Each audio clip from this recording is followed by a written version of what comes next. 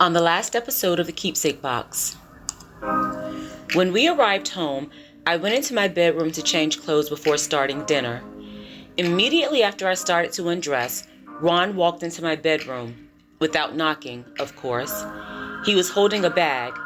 I smiled at the prospect of receiving new things. I walked towards Ron, prepared to kiss him as a sign of my appreciation, but instead of kissing me, Ron dropped the bag and pushed me onto the bed. He grabbed a belt from my dresser and started swinging wildly. Some of his licks hit me, others hit the bed and the air. He was so angry and I didn't understand why. I cowered in the corner at the far end of the bed.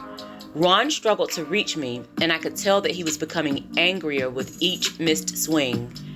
When he realized that his beating was somewhat ineffective, Ron pulled me by my legs, positioning me closer to him. Before I could think, he straddled me, putting one leg on either side of my body. Ron held my arms down against the bed.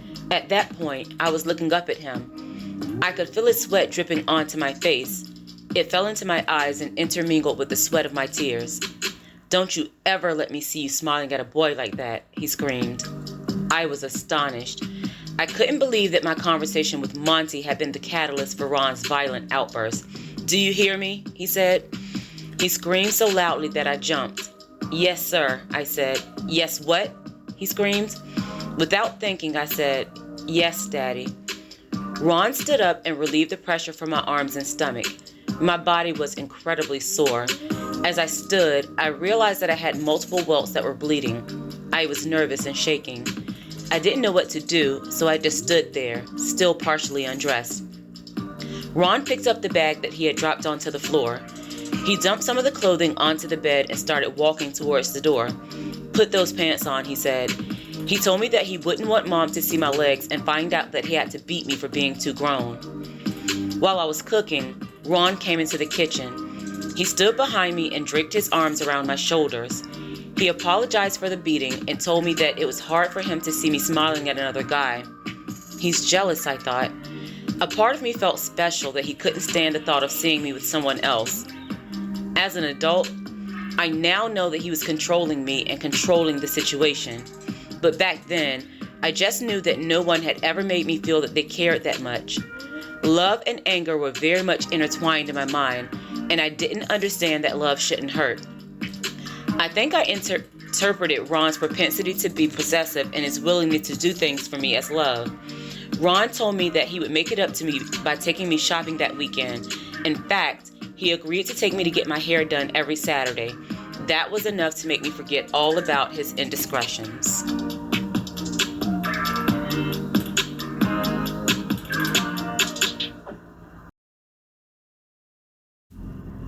Chapter 11, Big Things. Narrated by Shandora Warren. Music by Epidemic Sound.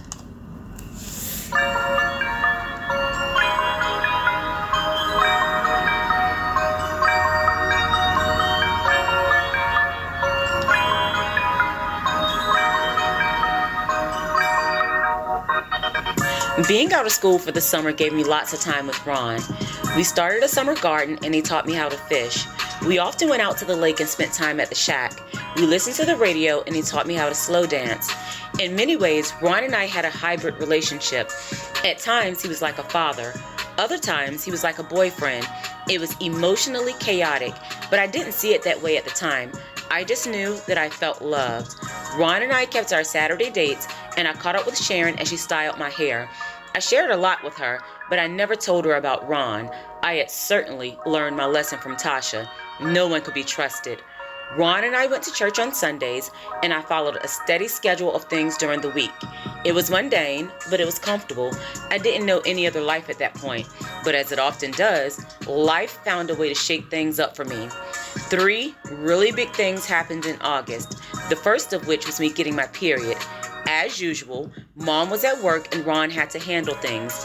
He bought what I needed from the store and gave me medication for stomach cramps.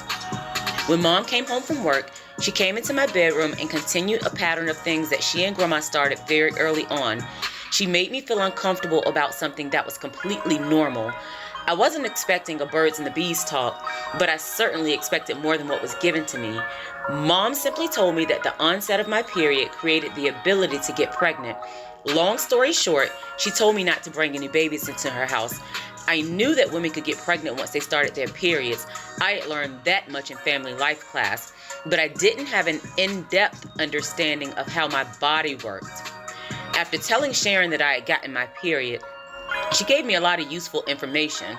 Of course, I pretended to know more than I did. I was embarrassed that I didn't know how my body worked. Mom had definitely dropped the ball.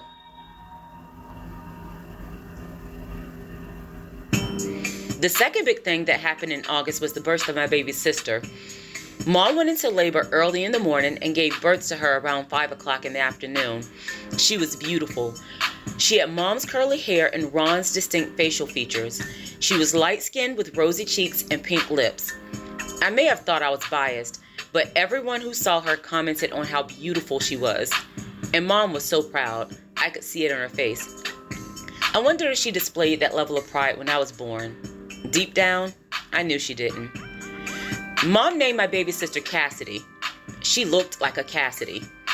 Cassidy sounded like a pretty, light-skinned girl with pretty hair.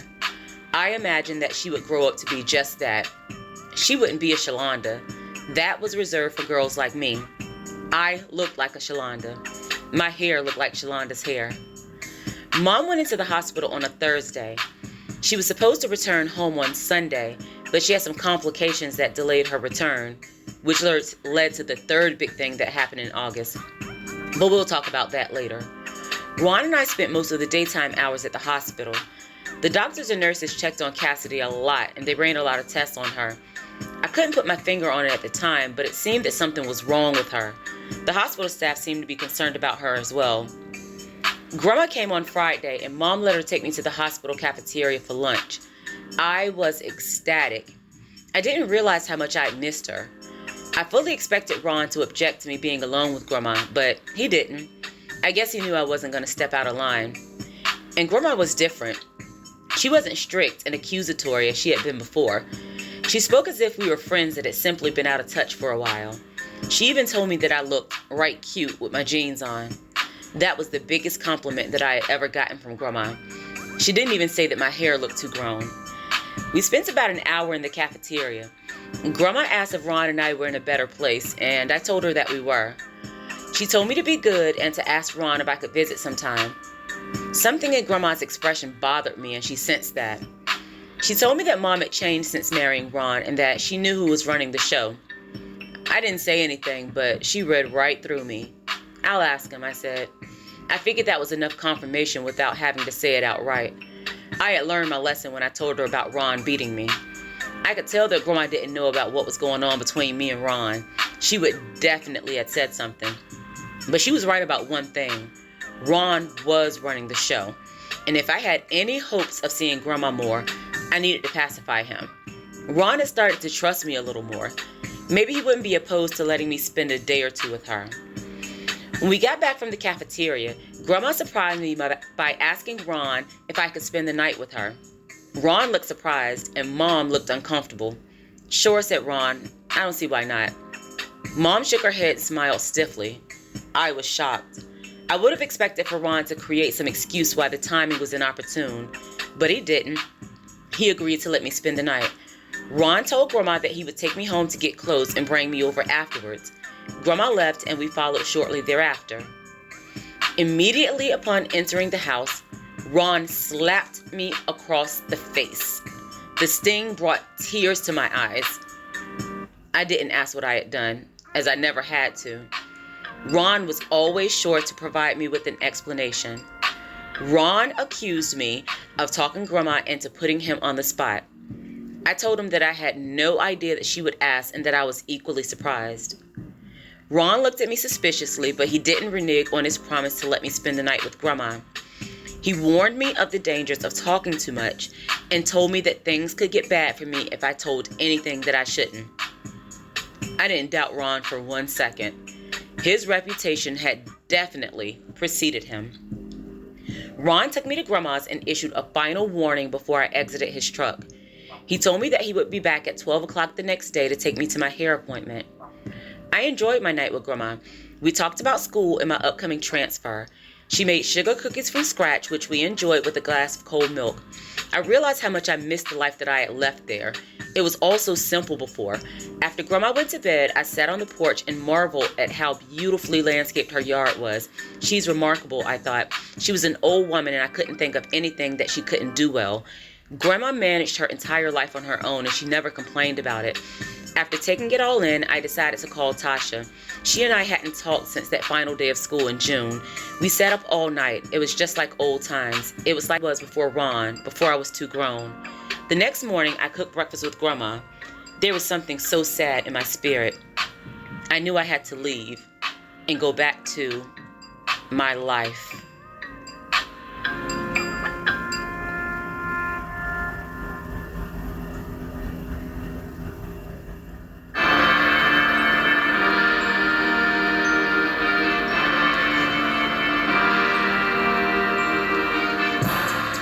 As promised, Ron arrived to pick me up promptly at 12 o'clock. Instead of our usual Saturday routine, Ron and I went to the hospital after my hair appointment. We went home and Ron ordered pizza to make up for the fact that we hadn't gone to breakfast. Otherwise, our routine was the same. We watched television, cuddled, and kissed on the couch. It was like any other Saturday, only we weren't worried about Mom coming home. I enjoyed that time with Ron. Everything went normally until I went to sleep.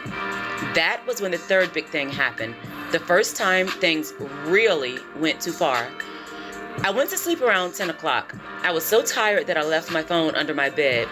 There would be no conversation with Monty that night. It was probably around 12:30 when I heard the unmistakable sound of my bedroom door opening. It made a squeaking sound that could awaken the deepest of sleepers. Although it was mostly dark, the little sliver of moonlight allowed me to see a figure walking towards me. Normally, I would have been terrified, but I could tell it was Ron. I recognized his stature. Although I wasn't scared, I felt frozen. I closed my eyes and pretended to be asleep. Ron slid into the bed beside me. He kissed me and told me to remove my gown. I did as I was told. Ron kissed me gently and touched me all over. I didn't understand it then, but that was the first time that I experienced being wet. I felt the moisture, and I was concerned that I was getting my period. Keep in mind that I had gotten my period for the first time a couple of weeks prior. Ron took my hand and placed it between my legs. "Do you feel that?" he asked. I shook my head as if he could see what I was doing in the dark. Ron told me that the moisture indicated that my body liked what he was doing. He told me that I shouldn't experience that feeling with anyone else, and he made me promise that I wouldn't. "Do you understand me?" he asked. Instinctively, I said, "Yes, Daddy." And just like that, he went back to his bedroom. I was confused. According to Mom and Grandma, all boys wanted was sex. Yet there we were, and Ron hadn't even taken his clothes off. I was curious, but I wasn't necessarily ready to have sex. I was, however, wondering why he hadn't tried. I decided that I would ask the next day. I washed up in my bathroom and went back to sleep.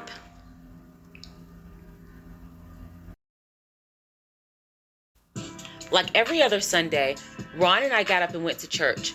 Instead of going to the lake afterwards, we went to the hospital to see Mom and Cassidy. We stayed for a few hours and returned home to repeat the pattern of the day before.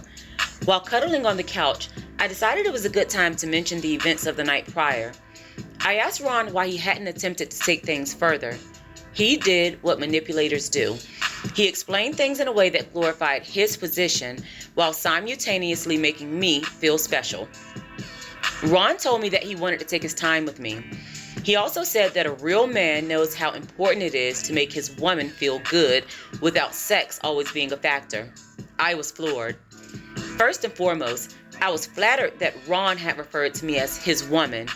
I felt that my position in his life had been given some validity. Secondly, everything I had ever heard about sex and intimacy had been geared towards pleasing the man. I hadn't ever heard about a man making a woman feel good, especially if the man wasn't being pleased as well. Maybe that sounds crazy, but my opinions about sex and intimacy were heavily influenced by conversations between Mom and Grandma. Neither of them had positive opinions about most men. Grandma never even talked about Mom's dad. It's like the topic of men was somehow forbidden unless I was being issued a warning against them. Ron seemed to disprove everything that I had been told about men. He was loving and considerate towards me. Well, I thought so at the time. I wondered if Grandma would have had as many negative thoughts about men if she had been with one who treated her like Ron treated me. I didn't think she would. I wondered if Mom would have been so disgruntled if she had shared the type of relationship with her husband that I did. I didn't think she would either. That night was a carbon copy of the night before, as was the night after. Mom came home on a Tuesday afternoon. I cooked one of her favorite meals, pork chops, mac and cheese, and string beans. That was requested by Ron for her benefit, of course. Mom ate as if she was starving. I chuckled at the fact that she wasn't able to sneak in a fast food run after work. I cleaned the dishes and we settled into our new routine, the us with Mom around routine. Cassidy cried for the vast majority of the night. The new baby novelty had definitely worn off for me. Mom only stayed out of work for 4 weeks, but it seemed like an eternity. Ron waited on her hand and foot, and we no longer had our cuddle time or long outings. Things went back to the way they were, and I hated it. Luckily, I didn't have time to concentrate on how awkward things were at home because the new school year rolled around.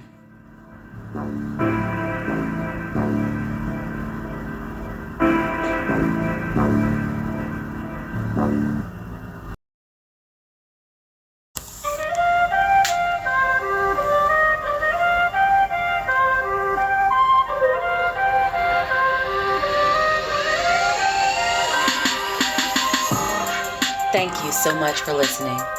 Make sure to follow Shenny Tells a Story on Facebook and Instagram. I'd love to hear from you. If you're interested in purchasing books by Shandora Warren, they're all available on Amazon.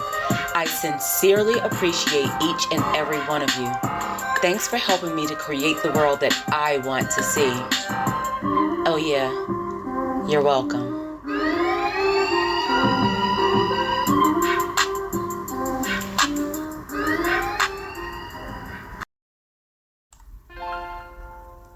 Shine, little girl.